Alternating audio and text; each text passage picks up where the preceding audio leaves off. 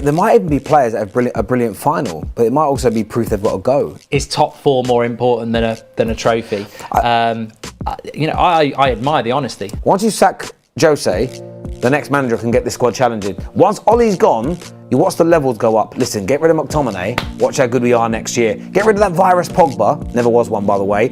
Look how good we'll be as a team. Even though it gives me more training on time on the training ground is a good thing, if we're not in Europe, we're in big trouble. And I think Man United's biggest issue this season, in nearly all the games that we've narrowly been defeated in, we ain't got runners. People that can't drive with the ball. Look at that game at Old Trafford, Van der Ven.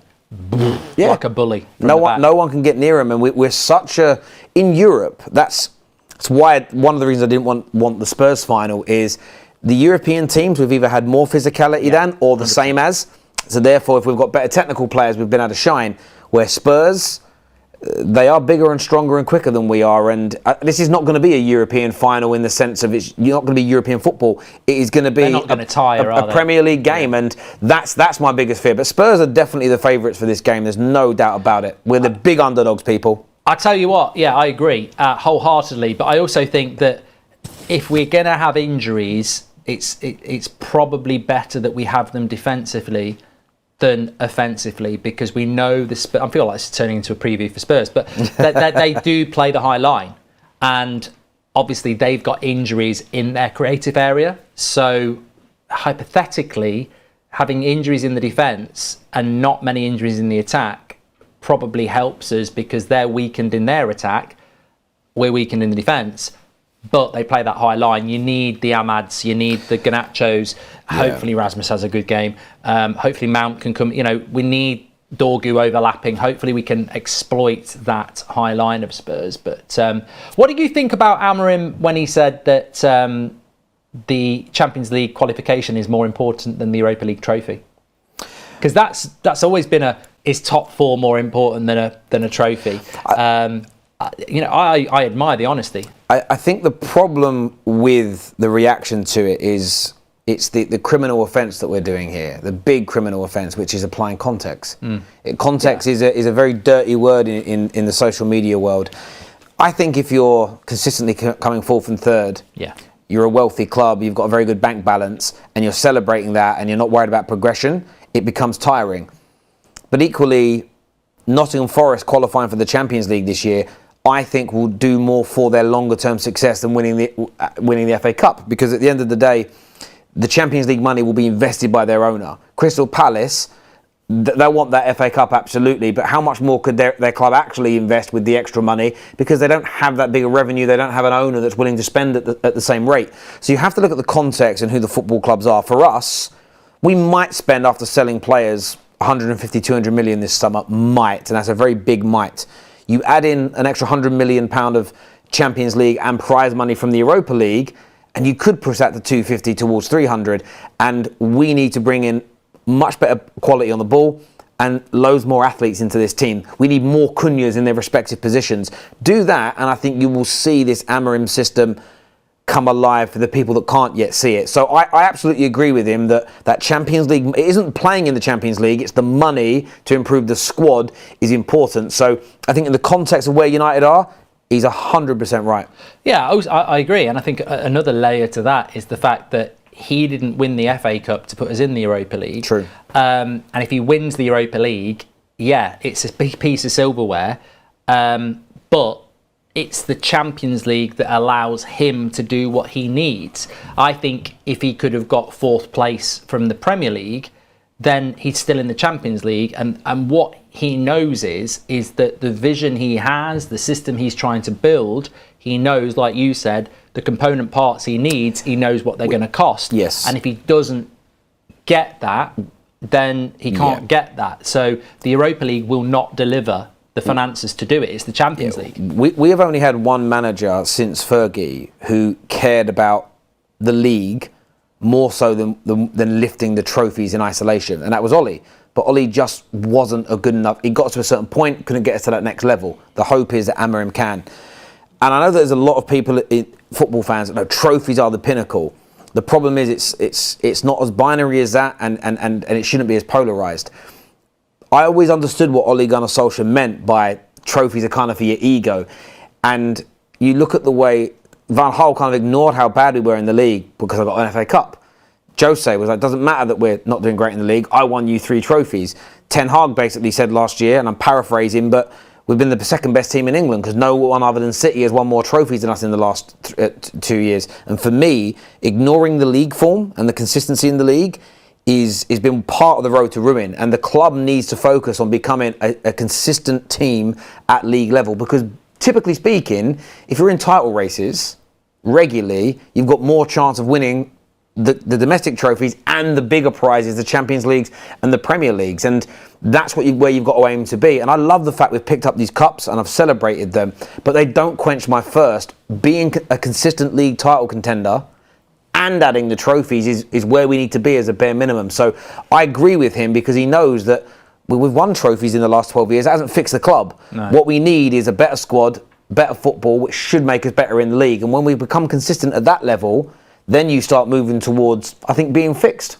I agree. I think that's exactly what Amorim is sort of alluding to. If you win a trophy, it's great. The club have won trophies and they're still crap in the league. If I'm in the Champions League because of this trophy, I get more money to build a team. He's not saying that trophies aren't important. It's like you said, if I was consistent, if I was in the top 4 already, the trophy would probably be more valuable because it's a silverware. Yes. But we are a club that absolutely needs this money to build what I need to build. And just on the league thing as well, I've told this story before. When I was about 16, final year at school, we were playing in a league and we had a really good team. And at the start of the season, we had big rivals, and it was basically one of us to win the league. And stupidly, every week we'd check each other's scores, and if they lost and we lost, we'd be like, "That's okay." And then about February, we started looking at the league, and this team that was at the top was about 8 points clear, and it wasn't either of us because we'd been so focused on us, we didn't catch them, and they won the league. We then played each other in the cup final. We won the cup against them, and it was great. And I remember my manager saying to me, "You don't look as happy as I thought you'd be." And I went, "Yeah, because I wanted to win the league." And we're not even playing the league winners in the final. We're playing this bloody rivalry that we focused on all season, and they've gone and won the bloody league. And I think that there's something. It's like Sir Alex always used to say, the league is your bread and butter. Yes. And I think that is why I understand people like Paul Scholes, because they're from a time where the league was really important, but the context is that we're not that team anymore. And conversely, I think that's what Amorim wants to do. What did you think about the pressure on the final from the manager? Because I sort of picked up on this from his press conference when he said that win or else. And he was asked that thing about, I can't remember if you said it was a positive as well, actually. A lot of people have been saying, if we're not in Europe, he gets more time on the training ground. And he said, yeah, I do need more time on the training ground, but I can't sit here and say not being in Europe, even though it gives me more time on the training ground is a good thing. If we're not in Europe, we're in big trouble. So he's basically saying, if we're not in Europe, I need ridiculous patience from the journalists, from the fans, because we're not going to get the money. I'm going to be working with the same players. He's really putting a lot of pressure on it, which is great if you've got the players that can handle the pressure. No, I agree. He knows there's a lot riding on this, and he understands that there are financial implications that will slow down the improvement of the squad. I know Simon Jordan called him Machiavellian this week, which I thought was just, and that he's a bit snide and he says these things to try and get people on side, and he's not authentic. That bloke needs to stop swallowing a dictionary before he goes to bed. Meant to be a working class boy talking like that. But for me, I see him as a very authentic individual. There is the possibility that I'm just hearing confirmation bias, because he says so many things that prick my ears to what's been wrong with the club for 10 years. And he is. But when he talks about, and this is where people frustrate me, is they forget what's been said before. So when he spoke after the West Ham game about, I'm paraphrasing, but players not giving their all, he said the same thing when we played very well and got praised against Liverpool. So he's not picking and choosing when to discredit his team. He's done it after wins. When we won big Europa League games, they said, "Oh, you must be so proud." I would be if we were doing this every week. Yeah. So it's not. He isn't just waiting for those. Again, we've had other managers in the past. They win a game and they start flaunting it in your face, and then they lose a game and they get angry. He has had a very consistent message from day one, ironically, without directly calling the players out, which the same people that are hammering him out and the same people that are calling him Machiavellian, used to say was wrong for calling players out. What he's not doing is going, and I'm making these examples up, people, so don't I'm not saying is these players. He's not going, Shaw doesn't use his own brain. He isn't saying this player is lazy. He isn't smashing up water bottles when an attacker misses a chance. He isn't hanging anybody else out to dry. But he's letting us know he has subtly got those opinions. These players some of them aren't good enough. Some of them don't work hard enough. It's my knowledge, yeah. Exactly. And what he's doing is, but he's also saying, I acknowledge that I'm still not getting enough out of them, but we need time. And he's owning it without putting it on the players. And for me, I just hope that Ineos, and I know you will say they maybe won't have this, but I just hope they have the brain capacity to understand that this is not a coaching and a managerial issue, and it hasn't been at Man United. And again, it came a point where I knew Jose had to go, Ollie had to go, Ten Hag had to go, because it was an untenable situation. But I have screamed this from the rooftop for 12 years. The manager or the head coach has never been the problem at Man United once in the last 12 years. The problem has always been recruitment, debt, bad culture, and this has got exponentially worse over time because you're just adding. I've always given this example. Imagine you've got rot in your roof. If you just go up there and now unscrew new bits of wood in to keep it strong, great for a short period of time, but that new wood is eventually going to become rotten as well. And what we've never done is clear that all out and start again. And we've got a chance to. We've started doing that with most of the board of directors changing, the sporting directors, Anthony, players leaving, a new manager, a new way of playing football. And yes, we've gone backwards in the pursuit of going forward, which is actually normal across examples in life. Well, if you clear your roof out, you're going to let lot more rain in. For a period of time, it's going to be worse, absolutely. But people are just too impatient or too blind to. And the people that are impatient, they're also the individuals. When you go back through their timelines or you've interacted with them on socials, like I have in the last 12 years, that have always had a view of simply, once you sack Jose, the next manager can get this squad challenging. Once Ollie's gone, you watch the levels go up. Listen, get rid of McTominay. Watch how good we are next year. Get rid of that virus Pogba. Never was one, by the way. Look how good we'll be as a team.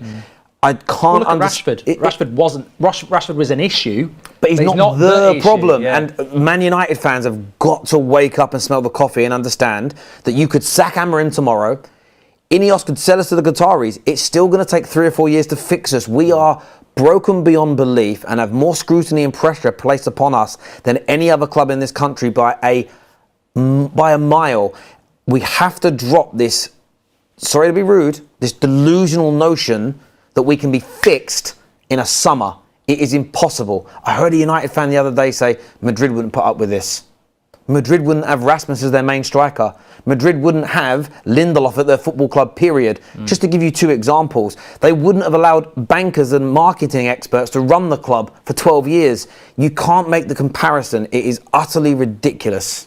It is scary that there are people out there, and you're right, that still think, let's sack Amorim because someone else can come in and work with these players, and yet these players have failed under multiple managers. And also, some people will say, well, some of these players haven't, but it's learnt behaviour. And I think with Amorim as well, you're right, like his message has always been very, very clear. Even after the Everton game, when we won right in December, I think it was the second game having drawn at Ipswich, there was people outside Old Trafford going, Amorim ball's here. And I said, that's not Amorim ball, by the way. And people were like, negative. Then literally 5 minutes later, Amorim did a press conference and said, that's not Amorim ball. Like, we're going to suffer. That's not what I want. It's a start. But going back to what we were talking about the manager putting pressure on the team by saying if we lose, we're staring into the abyss. I think he's right. I think some people will say he's putting too much pressure on the players. You know, he's making it very obvious that if Man United lose this game, it's all over, and that might be quite a negative environment for the players. But very few players are safe. Even the Bruno Fernandezes could be going to Saudi, apparently. So there is very few players in that dressing room that are actually safe. So if Rúben Amorim is saying, if we lose this final, we're in the shit. If you think about Casemiro wasn't in his team. And Casemiro is now in his team. So that proves to everybody in that dressing room that there is a way back. So if you are a player that in that final does a job for him, whether you're a Nana, Rasmus, Mainu, Mount, Luke Shaw, the fans might be saying get rid of these players. But Amorim might go, you know what? In that game, you showed me something that I think I can work with you. So by saying it's a massive game, some people think the players are going to, buckle under the pressure, which they can do. Or some players might even sabotage it because they'll go, well, if we lose, I might stay because no one will buy me. But I actually think Amorim's doing the right thing. No, I agree. There might even be players that have a brilliant final, but it might also be proof they've got to go in the sense of, and we're not behind the scenes taking the notes, that you might find they go, actually, look, I'm not even going to name a player because people will take it personally, but player X, in these 5, 6, 7 games against the bottom of the half of the table, he only covers 5 kilometres per game, barely shoots, pulls out of tackles. But if you actually watch him in the Liverpool game, in this cup final, in this semi-final, run like a madman. For me, that's an indicator to get rid of that person, because what we need is someone that's willing to do that, have that final performance every single week. And Liverpool didn't become champions this year just because they had Mo Salah and a brilliant team technically. Every single player run through a brick wall for 30. What they went on the 32nd game. So for 32 games, they ran through brick walls for each other. They did not let up. And they only lost a couple of those football matches where I feel with Manchester United, we have too many players who think they can pick and choose when they can turn up. And that is learnt behaviour that's been going on for about a decade now. And that's a massive thing that Amorim's got to pull out. So yeah, look, I think we are staring into the abyss. It's a scary time for the club. But there's also an element of me that's quite excited about the journey we could go on. We've just got to allow the journey to start and stop stopping it every 5 minutes, I've got to say, I mean, Chelsea, I think will be a draw. What do you think? I'm going to go 2-1 Chelsea. Yeah, but I do feel a little bit more confident about the final with Kulusevski out, because I think, it's another creative, and goals win games and they play a high line. So the weaker they are up front, I think that plays towards us. So look, it's just building up. It's building up perfectly, and you've got absolutely loads in this video to get your comments in about, including what your team would be for Chelsea. Absolute pleasure having you on, Terry. Lovely, mate. In the studio for the first time. Yeah, beautiful, mate. Absolutely top notch. Thank you very much. Terry will be on again soon. I'll be on again soon. Thanks everyone for watching. Make sure you get your comments in, smash a like on the video, and we'll speak to you on the next one.